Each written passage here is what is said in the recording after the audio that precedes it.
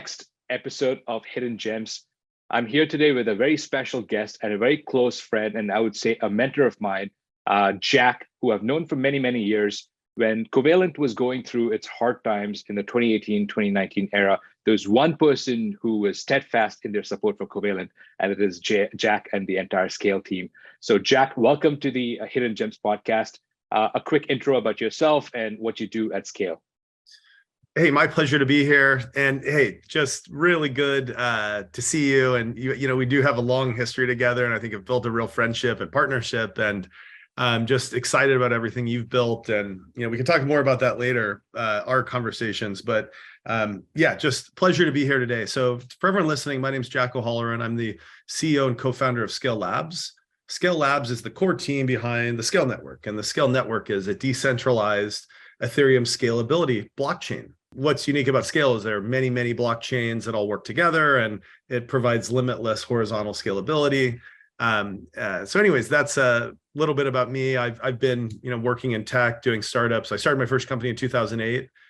I've been in Silicon Valley for a long time, and was in enterprise software, doing deep tech and enterprise software, doing machine learning, AI stuff. Did mobile for a while before that, and moved into blockchain in beginning of 2018. Very cool. And there was a little stint at virtual currency right before the token stuff. We can probably get into that at some point. Well, yeah, we in 2008, I started a company called Incentiline with a couple other people, and we actually had a digital currency platform. And so NASA was one of our first, pilot customers, and we had some others, and we essentially minted a currency that people could use to pay for internal resources. And it would, they'd have to be honest about what they needed when, and there's also supply demand curves. They're like, oh, I pay less if I wait till 4 p.m. when no one else wants it. Or I really need it tomorrow at 8 a.m. I'm willing to pay 50% of my. So anyways, that was my first kind of intro to virtual currencies. And I think kind of fitting, I guess I ended up back in the space. Let's talk about SKALE. So you guys have been around since the previous cycle, 2018, 2019. Let's hear about the genesis story of SKALE, why this specific architecture. And back then, there was no DeFi, there was no NFT, there was no GameFi. How did you have the conviction that this is the architecture that the future use cases would require? And how did you build towards that future vision?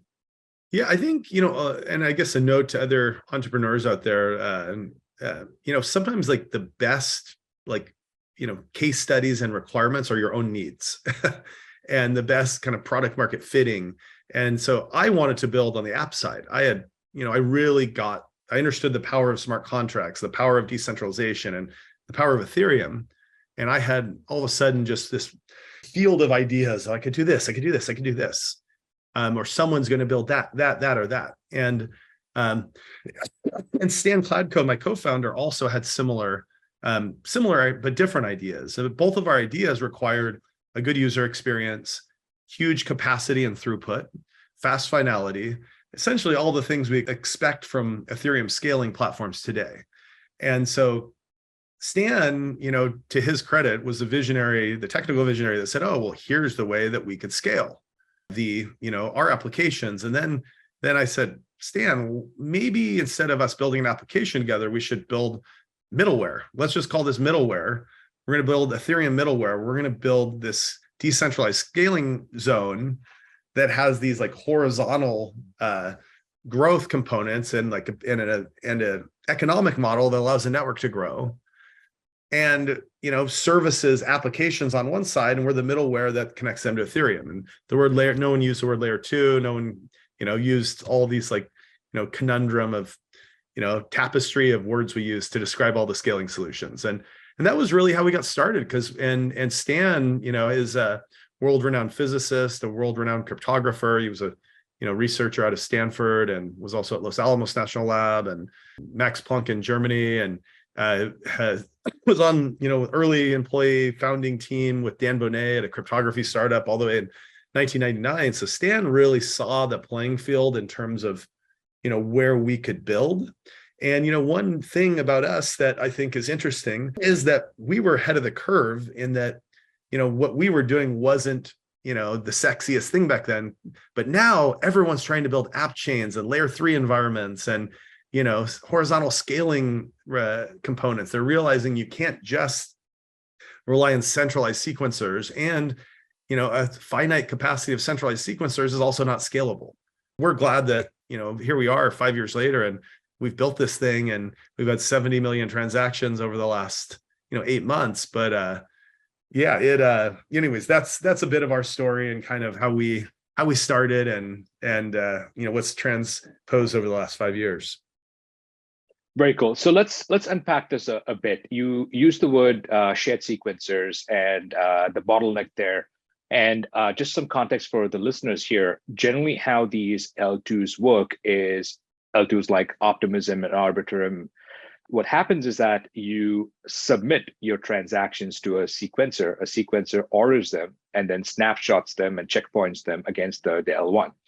And in I would say 100% of the cases, the sequencer is centralized. And this is why the ARB token and the OP token don't accrue value from the actual transactions on chain, because that's a centralized system, and that's just going to cross regulatory lines.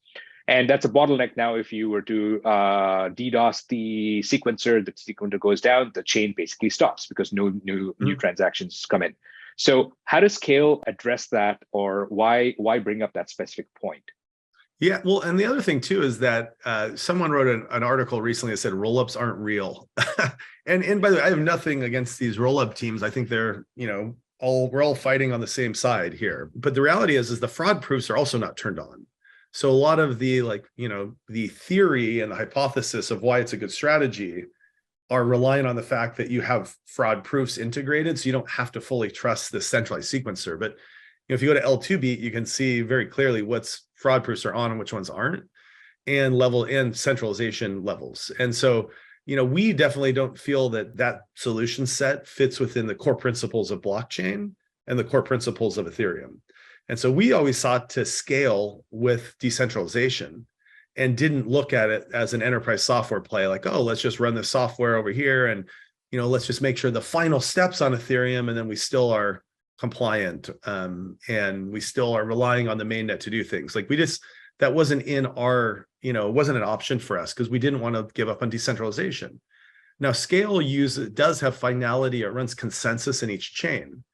And there's another theory out there, people saying, hey, like the final, you have to actually have finality in Ethereum, or you're a competitor to Ethereum. And we also thought, like, what's the best thing for developers and, also for the Ethereum community? But it wasn't, like, hey, we should make developers suffer or users of applications just to help Ethereum accrue a little more value. We took an approach to say, how can we share security with Ethereum, gain shared security through Ethereum? So there's a staking that lives on the Ethereum mainnet in SKALE. There's slashing that's on the Ethereum mainnet. There's node orchestration, node assignments, the randomness and the entropy of, chain setup, and all of these components that, where SKALE actually gets security from the mainnet. And then at the end of the day, it's running its own consensus. There's the ability to create lots of chains if, there's these economic principles that let more capacity be built, which monolithic layer ones don't have. All of those, I think, pieces are relevant. But I also want to say, we do believe in a future where ZK rollups for some use cases will be highly valuable. And SKALE will be, integrating a wrapper to let people who want a decentralized sequencer that want to run a ZK rollup integrate to SKALE and utilize SKALE as a place to, help finalize their ZK execution and connect back to Ethereum mainnet. It's not a completely binary thing, but I will say we were very opinionated because we felt like we knew where the bottlenecks were. And I think we're, in some ways vindicated because people are like, the design keeps continuing. We're not like, okay, great, that was solved. Let's move to the next problem. At the same time, these tokens for some of these centralized solutions are, worth $10 billion or more. So there's a lot of people clearly that think that is the right solution too. Let's talk about SKALE today. One of the things that I was very impressed with the SKALE white paper when I read that a few years ago is how ambitious and how holistic it was in its vision. The design was to provide the one-stop shop or the single solution for developers, everything from compute to scaling compute, to scaling storage, to scaling all kinds of aspects there. So how much of that has shipped today? What is Scale today in terms of the developer experience? Yeah, so I'll tell you, it felt really good to ship what the Scale developer community promised was built, and it shipped. You can run Scale file storage on any Scale chain today, like literally store images, NFTs, videos. You can actually run a whole website locally through an Nginx server on a Scale chain and Scale file storage. The main utility for Scale file storage right now is just NFT images that are high value that you want to keep in a chain. There's also a thing called SKALE ML where you can run pre-trained machine learning models, which I think will be useful in this next generative AI push. But that shipped. They're also just the chains that are executing. So there's 20 SKALE EVM chains that all are created in a decentralized manner. There's no people involved other than triggering the smart contracts, paying on the Ethereum mainnet. So Scale Manager is fully built. The other day, a while ago, one of the chains had an issue, and it was like a crazy, like 3 things went wrong at the same time issue. And so then it was like, oh, well, I really hope the redundancy parts work because, the chains are all working. Everything we built, everything the community built's working. But there's also things that use the Ethereum mainnet to fix broken chains, which is a side chain. Side chains can't fix themselves, right? Their side chains are like totally inept if they don't have 2/3, nodes operating together. Well, this Scale chain had lost its Byzantine fault tolerant component, like 2/3 element because of this issue. And what happened was the chain paused. It stopped processing transactions, protected the users. And what it did is it actually ran a DKG process, this distributed key generation with the Ethereum mainnet, found a new node and pushed a new node and self-healed the chain and got the chain back to liveliness. There was a gas fee. Somebody had to trigger the DKG. But other than that, it was a fully decentralized process where the chain was, then the chain, once the new node joined, the consensus started and everything caught up. There's a catch-up protocol integrated. And so it showed too that it's resilient, which, you can test that in test environments, but you never want to test it in a real world environment. And we had a chance, and we all get to see it work. It was pretty amazing. There's 71 million transactions I'm looking right now as of today, since Scale V2 launched last June. There's been over 425,000 unique users or wallets. There have been 1.2 billion in gas fees saved since V2 launched. Incredible. Let's talk about some of the use cases of Scale today. Out of these transactions, what kind of categories of applications are people coming to Scale because of one or two core differentiators? Why are people picking Scale? Is it the support, the GTM support, or is it the funding, or what is it? Why are people coming? So let's talk about the traction and what's attractive for dApps.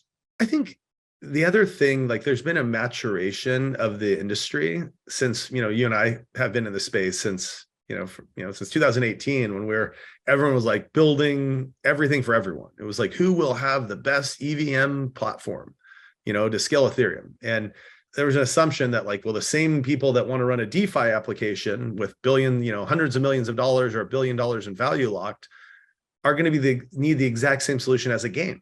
The reality is games and Web3 social applications both have lots of users, lots of transactions, and generally very low to almost to zero value transactions. And so what do they need? They need low cost, high security, good enough security, and high speeds and instant finality. And so these are the things when for Scale now, we're wow, we've really found our part of the market where we're competing for DeFi deals. Well, the value for DeFi is that you can go to where the games are and the Web3 applications, not we have the world's best security, because users don't mind paying 10, 20 cents for a transaction or $1 a transaction, whatever, if they're doing a $10,000, $5,000 transaction. But if you're doing a $10 transaction, a $2 transaction, or you're triggering a smart contract in a game, even paying a penny is too much for gaming and these Web3 applications that have tremendous throughput. So that's where we have found our sweet spot. And as a community that's out growing in an ecosystem, and it's been, nice to see our partners be successful. A project like Covalent relies on a project like Scale to go after the end user cases and the traction and the adoption. And one of the things I keep hearing about how there's a market structure change with Web3 gaming, especially with the crackdown on IDFA and other things that's happening in the Web2 world. Maybe you can educate us on what's happening on the gaming space. Why is Scale going after the gaming use case, besides the technical feats, which is the finality and the cheap transactions and the good enough security? What's happening in the market? Why is the market ripe for this? Because a lot of times you might have the best technology, but if the market is not ready, or if the market forces are not in your favor, you just have a piece of technology without the adoption. So what's happening in the market? Maybe you can talk about that a bit. Yeah. So one, there's just, I think, a huge explosion in innovation in Web3 gaming. So there's explosive growth, and we're seeing it across a number of different areas in gaming. So one, I would say the traditional game side that want an invisible Web3 experience. There's a whole category of games that want to make sure that users can, own the assets that they buy. They can sell them to whoever they want to sell to. They want to have open marketplaces. They want to, if they have in-game currencies, they want those to have sound economics and transparency. And that's a ton of value for people that want to play downloadable games, first-person shooter games, group fighting games, like multiplayer games of all types. These are access traditional gamers. That category is really taking off. On the other end of the spectrum, you have your traditional blockchain games that, involve the quirky nuances of blockchain gaming. And that category is growing too, because I think there's a lot of learning that's happened that I think people are getting smarter, because it's its own category, but there's still, the amount of users is really small, but it's growing. We see a lot more of those every day. Then in the middle, I'd say there's another category for casual gaming. And there's so many casual gamers out there, people that just want to get on their phone. They want to get on, play something in the browser, and they're just messing around for 5-minute increments, 3-minute increments. And casual gaming's massive. Okay. And that category too is finally embracing blockchain. And so 0x Battleground on the heavy gaming side is a good example. On this casual gaming side, Crypto Crusades is an iOS game that launched on Scale that anybody could download from the Apple App Store to Android App Store and play. And you can just play this fun, casual mobile game. And then there's a ton of crypto native games that are launching on Scale. Another interesting game for people who are into cricket is Gamify. They have I think 1 million users playing their Web2 game, fully transitioning into a Web3 model on Scale. And, playing very cool, cricket integrated game, and really big in Pakistan. Besides gaming, do you think there are other use cases that's interesting for developers to adopt Scale? I think in the Web3 social media category, we're just scratching the surface. And, we're seeing a lot of really amazing products coming to market where, you take these components of the social media products we have today in Web2 and you integrate a Web3 component. So if you look at Fireside with Mark Cuban and Fallon Fatemi, their product, they've launched some major celebrities and stars that have their own gated content using an NFT. And the end user doesn't even know it's an NFT. They don't even know they have the NFT. It's all, on the back end and interoperable through the system. They're buying the NFT and then and gating and utilizing the product. So and they started pure Web2, and they're becoming more and more Web3 immersive, but using blockchain for its value, not using it to promote hype, which is kind of cool to see. And then you have these non-social media products that are Web3, like Exord is one, and they have users all over the world that are incentivized with a token to do kind of data aggregation and prediction market type of activities. And so they're capturing sentiment globally on different topics through this global decentralized crowd intelligence platform. And all of these acts are captured on chain. And so they have a huge amount of transactions because they need it to, one, to validate back for the payments, and also to keep a transparent record of what's happening where, and also, make it decentralized because they're pulling data from all these different countries and regions and information from all over. And they're having a ton of success, lots of users. If they weren't able to rent a scale chain and rent the compute space, and if they had to pay for the transaction, they could never do this. It'd just be absolutely impossible. And they also run heavy gas computation transactions. It's a different use case for smart contracts that breaks a pay per transaction model. Got it. Incredible. Okay, so what's next for Scale? What's on the roadmap? What are you excited about? Short term, just getting all of these partners who have signed up, who have announced recently, who haven't announced yet, or who are coming on board, like getting them in and live, and just keep doing the basics. So we're a decentralized project. There are a lot of people working on Scale, but I think everyone's really coming together and delivering. And so we just have to keep doing the fundamentals well and supporting our developer partners. And we, like Covalent, have a very developer first, fundamentals first approach, where if we deliver and we help our partners be successful, then we're going to be successful. So I think we got to just keep doing that. So keep your eye on the blog if you're out listening, or the Scale Twitter or my Twitter. We constantly pushing, promoting our partners who are going live. That's number one. Number two is about longer term innovation. So there's been some the governance proposal, by the time people listen to this, hopefully it will be live and hopefully accepted. It's a community effort. I'm not pushing it. The core team's not pushing it. Other people are bringing this together, and that's pushing forward right now. There's also the Z innovation around ZK that's coming together. And so we're excited to see that proposal be pushed forward, and those details to be announced hopefully soon. But again, Scale's decentralized. Things move faster if you're a centralized company. We have lots of people, lots of moving parts. And so these longer term pieces are coming together, but I think they're going to add tremendous value to all the developers building and the partners like Covalent who are integrating to Scale.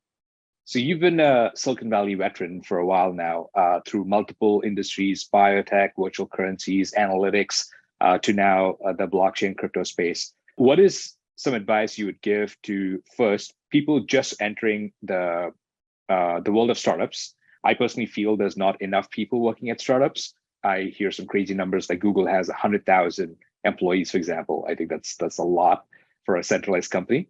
And what would you recommend for a founder specifically in the Web3 space? One of my number one, well, by the way, I'll just say before I give advice, I received a lot of great advice from people when I was getting started. And I think as a founder, your job is to try to keep paying that forward. And, I also learned from my mistakes. So I don't, I'm not an all-knowing person, but if I've touched the oven and found it's hot, I try to help other people so they don't make the same mistake. And, I started my first company in 2008. So I've been doing it for a while. Anyways, one of the main lessons I've learned, there's lots of lessons, but one of them is just solve a problem you really care about.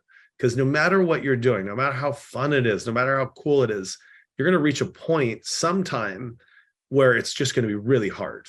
And the world's going to be up against you. Even the best companies, everybody's been through this thing where you're like, it's like the hard part of the story. Like, the hard thing about hard things, like it will happen. If you care about the problem, you will be able to get through it. If you don't, and you're doing it because you think it's a hot space and you can make a lot of money, like you're not going to have the staying power, and you're not going to be as happy fighting through that stage. So that's the first piece, which I don't think is talked about enough, because everyone's talking about, here's how you find the best product market fit. Here's how you get the best financing. Here's how you win. Here's how you make the most money. But, it's like, what you do is probably the most important, like what category you attack and what problem is probably the most important thing. So that's for founders, but for someone who's just entering startups, like startups are a wild place. There's a lot of risk involved. Or not a lot of risk if you look at the layoffs of the bigger companies. So what would you say to someone who's just dipping their toes into startups in general? One, I would say, like, startups are fun. I've worked at big companies. I've worked at mid-sized startups, and I gotta say smaller startups with like less than 50 people, less than 20 people are just the most fun. And it's the best team dynamic you'll ever find. So one thing is, once you're past the like Series A stage, you're probably getting salaries that are equivalent in a lot of ways with a lot of bigger companies. Maybe not as much as like a Google or Facebook, but even those, the upside packages are a lot more limited typically. So if you're at a startup, you can have some safety, a lot more than you could in the past because there's so many funded startups and have huge upside and have, I'd say, such an amazing team feeling. And, like I talked about that problem, being passionate about a problem. That's the cool thing about startups. You get up in the morning and if you don't do your job, other people are going to feel it. And if you do, they're going to feel it. And the people that use your product, you actually really can get up every day and impact them. And so I personally find, I'm so glad I'm doing startups. That's why I've been doing them for so long. And I couldn't imagine being at a really, really big company. And it's just because of the level of fun and, and impact. And so I just say, like, get in there and look for teams that, are solving a problem you care about, something you're interested in, really evaluate the team and their like core principles and founders and the executives, and try to find something with good, product market fit and funding. And, you'll remove a lot of those risk points and be able to, have your cake and eat it too, so to speak. Incredible. Okay, one final question. Why Covalent? How has it been working with Covalent? We've been in business for almost a year professionally, and for a couple of years prior to that, just in a casual basis. Any feedback you have for us? Well, hey, one of the first discussions you and I had, so my last company, just for everyone's knowledge, it was one of the leading machine learning AI companies in the life science space. So, the vast majority of biotechs and global pharmaceutical companies use this product. And we had to pull in so many different data sources, like 40, 50 data sources. And we were doing ETL and, API inputs and batch loads and all this, stuff to get data in the right place to run optimization and then machine learning algorithms to help drive actions and decisions. And anyways, it was a huge effort in terms of data integration. And Ganesh and I had a talk about the work that he had done before in life science. And I had instantly had a ton of respect for him because of the work he had done before. And I knew the level of effort and the bar that it took to execute in that category. And so what I'd say is I believe you've fully followed through. You took that high bar from this other industry and you brought it with you to Web3. And not a lot of people do, I think, because they don't have that type of business experience. And I feel like you've delivered a product, you've built a team that really holds a high bar and a high standard. And, we really appreciate working with you guys. Thank you for those kind words. Jack, any final closing words? Hey, if you're listening, thanks. I appreciate it. You can learn more about Scale at scale.space, SKALE.space. You can follow me on Twitter at Jack O'Halloran. And if you're thinking about working at a startup, you should do it. If you're thinking about working at a startup, you should definitely do one in Web3. Okay, go to where the growth is. And I feel like we're all just getting started here where there's so many problems waiting to be solved. Incredible. All right, Jack, thanks so much for your time. Very gracious with your advice and your thoughts. Thank you. Thank you.